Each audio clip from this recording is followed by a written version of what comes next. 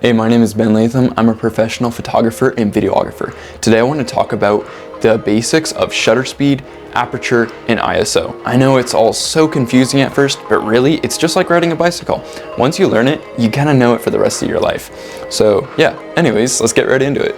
So shutter speed, what even is shutter speed? Shutter speed is how fast or how slow your camera is capturing that moment in time.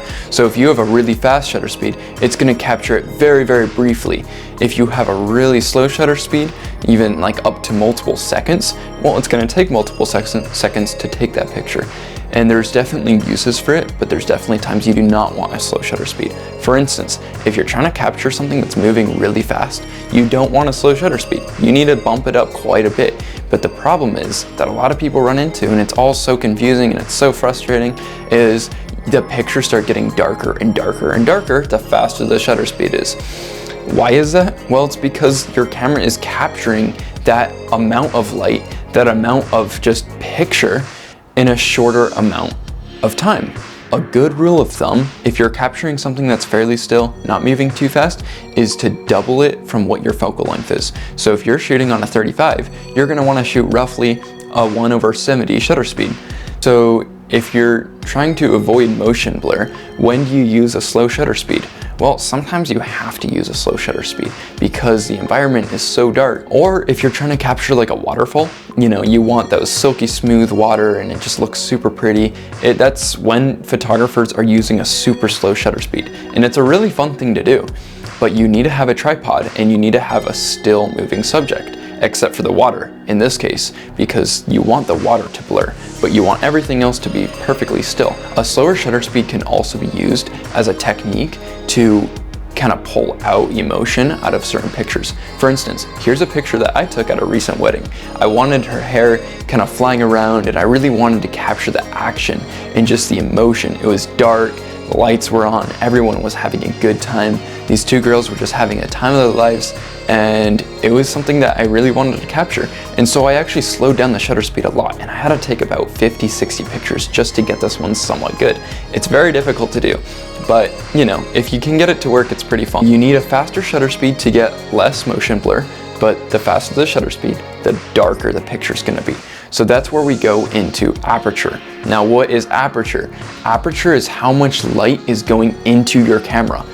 So if you have a really low aperture lens, it's gonna let in a lot of light. I know it sounds counterintuitive, but that's just how it is. I don't know why, but that's how it is. So a low aperture lens is gonna have a very large aperture. It lets in more light, and the more light the camera really can get into it, the more light it can suck in, the brighter the picture is gonna be. A low aperture lens is gonna be something generally around 1.4 or 1.8, sometimes even 1.2. Right now, I'm filming on a Sigma 35 1.4, and that's really giving me a lot of separation. It does really well in this dingy dark room, and it just looks really nice. The lower the aperture is, the more separation you'll get. So if you notice, there's a lot of background blur for this only being a 35mm lens. It's because it's at a 1.4, and that's what I really like. But there's also cases that you don't necessarily need so much background blur. For instance, if you're shooting real estate, you need to get the entire room or the entire building or the entire property in focus. And that's when you're gonna use a really high aperture, such as like an f8, f16 even. Now, the thing is, just like I was saying, the lower the aperture, the more light it lets into the camera. Well, same goes for the higher the aperture. Well, opposite. The higher the aperture, the less light is going to go in. It's making that hole of light going into the camera a lot smaller. So a low aperture is going to make that ring really big, and a high aperture is going to make it very, very small. I know it's really confusing, but you just got to remember, the lower the number, the better in most cases. So now that we talked about aperture a little bit, let's talk about ISO. So ISO, what even is ISO? ISO is how sensitive your camera is to light. So if you have a really high ISO, it's gonna make your sensor a lot more sensitive to it, making a lot of fake light. Not real light, fake light. And the downside of fake light is it's gonna add a lot of artifacts, a lot of grain, a lot of noise into your video or into your photo.